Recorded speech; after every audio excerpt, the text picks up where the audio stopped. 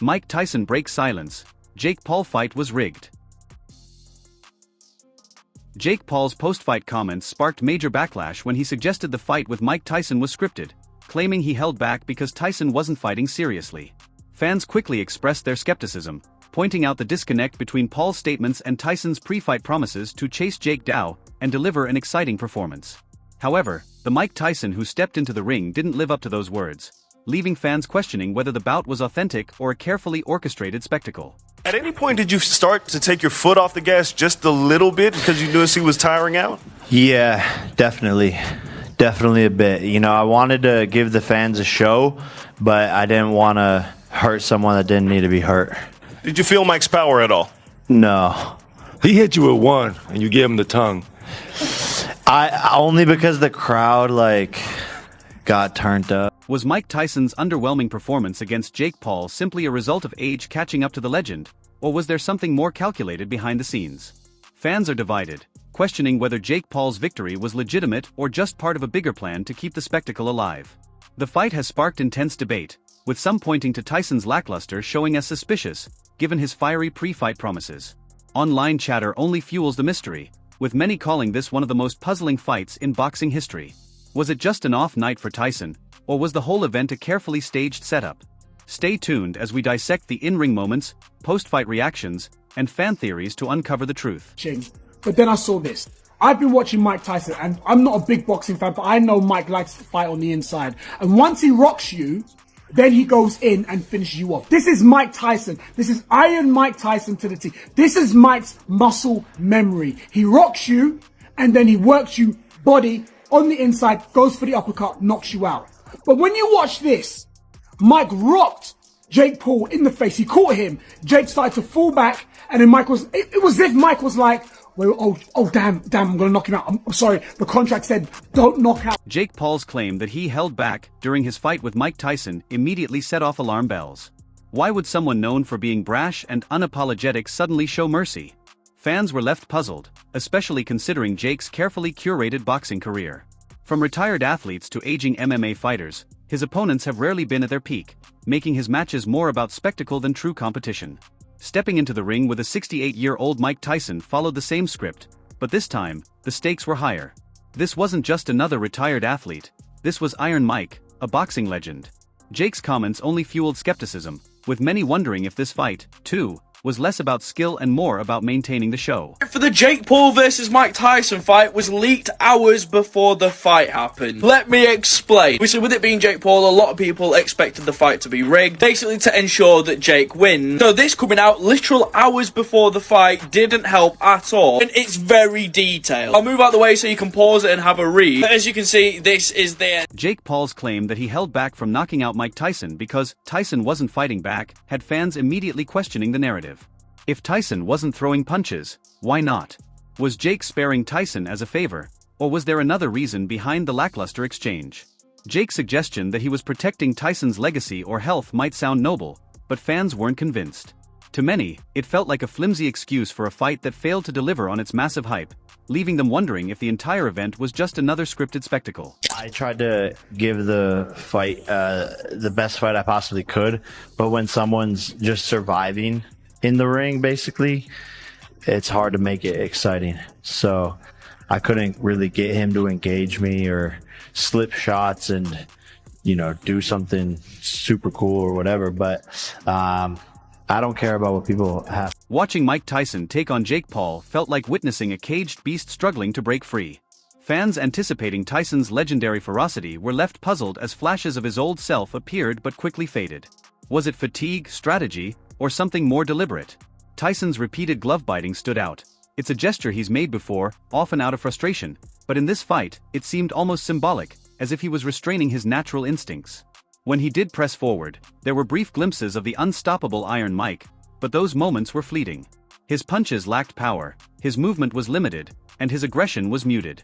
For a man known for overwhelming opponents with relentless energy, this performance was uncharacteristic, leaving fans to question if Tyson was intentionally holding back, and more importantly, why. So it turns out this fight is rigged. Yeah, there's rumors going around. Apparently in the contract, Mike Tyson is not allowed to actually knock out Jake Paul or knock him down in any of the rounds.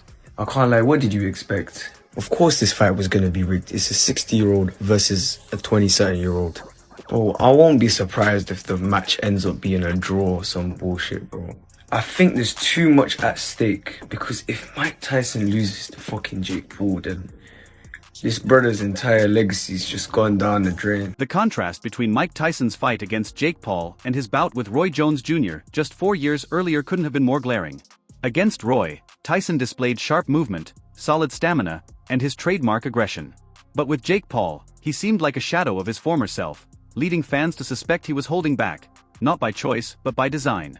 Tyson's repeated glove biting, a habit he's shown in moments of frustration or restraint, stood out even more this time, happening so often it couldn't be ignored. This peculiar behavior, coupled with his subdued performance, fueled rumors that Tyson was following a prearranged script. Allegedly, this included rules to hold back punches, avoid a knockout, and keep the match entertaining without outshining Jake Paul. While it sounds far-fetched, in the world of celebrity boxing, where spectacle often outweighs sport, it might not be so unbelievable. What happened? What happened in the fight? What happened in the ring? There was no substance. It's like when you're cooking a meal all day. You cook up a nice broth. You put your organic steak mince in. You put your potatoes in. Your sweet potatoes are a bit better for you. Bit of vegetables, all your stock, and you're slow cooking it all day. And then at the end of the day, when you dip the spoon in and you have a little sample and it tastes like absolute shit, you think to yourself, what a waste of time. Mike Tyson's fight against Jake Paul left fans scratching their heads, especially when compared to his electrifying performance against Roy Jones Jr. in 2020. At 64 and coming off a 15-year retirement, Tyson looked like a man on a mission. His body shots were ferocious, his footwork sharp, and his determination undeniable. Fast forward to 2024, and the Tyson who faced Jake Paul seemed like a completely different fighter. He barely moved, threw fewer than 100 punches, and stayed static for much of the bout. Was it simply the result of 4 more years of aging? At 68, slowing down is expected, but many fans felt the decline was too extreme to be explained by age alone. Tyson attributed his lack of movement to a knee injury, but for a fighter who has built a legacy on pushing through pain and adversity, this explanation left fans unconvinced. Why would a knee injury suddenly hold back a man who's overcome so much before? I'm sorry, yeah, but talk about bullshit. This fight, you're telling me that the one and only, one of the best boxers of all time, only threw 97 punches, and you're telling me this gimp threw 278? But not only that, you're going to tell me as well that Tyson only landed 18. Percentage of 18%. Do you know what? Yeah, if it was not even fair, if it was a fight that was actually legit, I would give this brother props. Mike Tyson's performance against Jake Paul didn't align with his pre-fight words, leaving fans disappointed. In interviews leading up to the fight, Tyson promised aggression, vowing to chase Jake down and wear him out, a strategy that got fans excited for a fierce showdown. These weren't just empty words, they were part of what made the fight so anticipated. But on fight night, the Tyson who showed up seemed hesitant, restrained, and almost disconnected from the action. Fans couldn't help but compare it to his 2020 bout against Roy Jones Jr., where Tyson moved with purpose, looking like a man on a mission. Against Jake Paul, he seemed to be following some unseen instructions. Was it simply age catching up to him, or was something more calculated at play? Could Tyson have been holding back to avoid overshadowing Jake, who has built his career on defeating high-profile opponents? The stark contrast between these performances has left fans debating, and one thing is clear: the Tyson fans expected to see against Jake Paul never materialized, making this fight one of the most controversial in recent memory. Going straight through it. Woo! He won't have to wait. He don't have to find me. All the running I'm going to do is right at him. He ain't got to worry about fight. When fight day arrived, the Tyson in the ring was a far cry from the one fans had heard hyping up the bout. Instead of charging forward and putting pressure on Jake Paul, Tyson stayed in one spot for most of the fight. His punches were sporadic, his footwork was nearly non-existent, and his aggression was completely absent. For fans who bought into the pre-fight hype, the reality was a major letdown. So, what happened? Some believe Tyson's age finally caught up with him. After all, boxing is a young man's sport, and expecting a 68-year-old to perform like he's in his prime might be unrealistic. But for others, the sudden shift from Tyson's pre-fight promises to his fight night performance felt too suspicious to be a coincidence. Was Tyson forced to hold back for some reason? Was he under pressure to deliver a specific type of fight? Rumors of a pre-fight agreement quickly surfaced, with many speculating that Tyson may have been instructed to tone down his aggression to keep the fight marketable.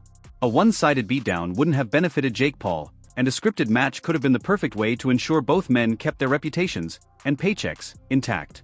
At the end, you bowed, you kept it classy, you was wobbled, you did your thing, you didn't get greedy. Yeah, after I seen him a little bit tired, I didn't want to put too much hurt on him, but I wanted the fans to get a good experience.